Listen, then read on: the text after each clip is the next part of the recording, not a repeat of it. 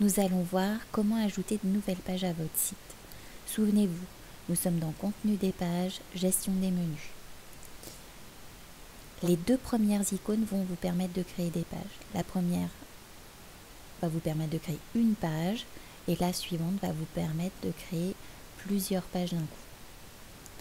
Pour créer une nouvelle page au même titre que votre page d'accueil, présentation ou partenaire, je vais venir cliquer sur Ajouter au niveau de menu global. On va se créer une page test par exemple ensemble.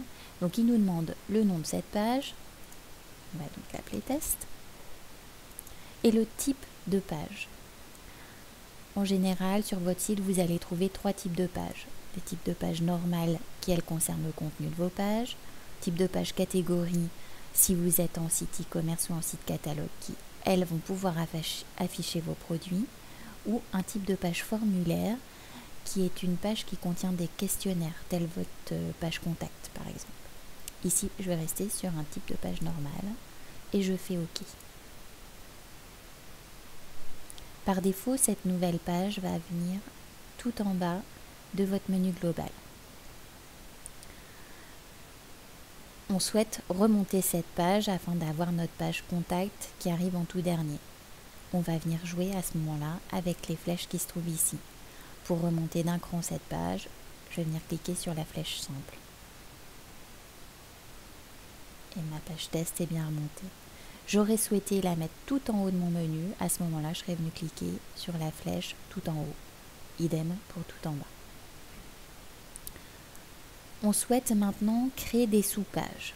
Pour créer des sous-pages, toujours pareil, je vais venir cliquer sur Ajouter. Mais cette fois-ci, je ne vais pas venir au niveau de menu global, mais au niveau de ma page en question. Ici, je veux créer des pages à des sous-pages à ma page test.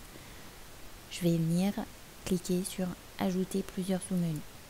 On va se créer deux sous-pages, une sous-page 1 de type normal toujours et une sous-page 2 de type normal.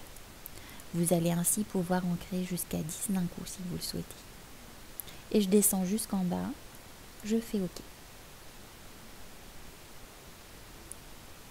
On a bien notre page test et ses deux sous-pages.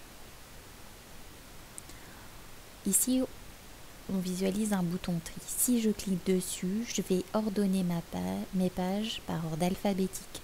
Ça peut vous être utile si vous avez un site catalogue par exemple.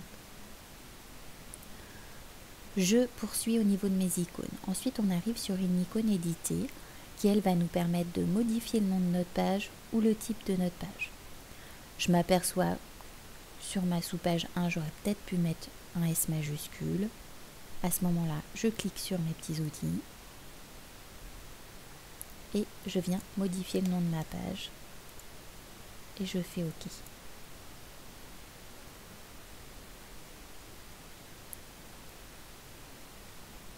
Le nom de ma sous-page a bien été modifié. Je peux aller le vérifier sur mon site. Pour ça, j'appuie sur F5 pour rafraîchir mon écran. Faites pomme R si vous êtes sur Mac. Ma page test vient s'afficher ainsi que ses sous-pages.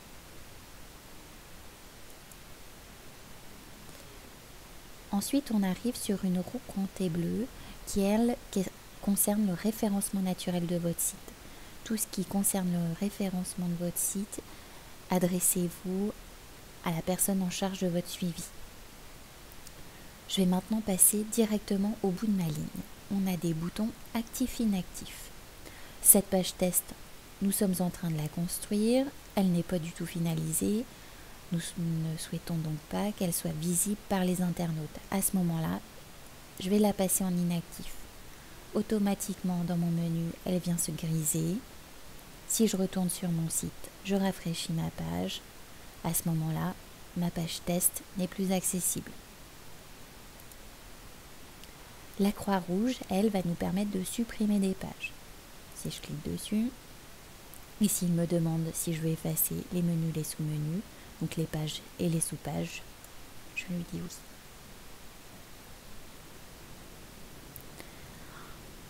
Ensuite arrive notre dernière icône, configuration. Elle va nous permettre d'accéder au contenu de notre page. Si je clique dessus par exemple au niveau de notre page d'accueil, on retrouve bien le contenu qui apparaît sur notre page d'accueil.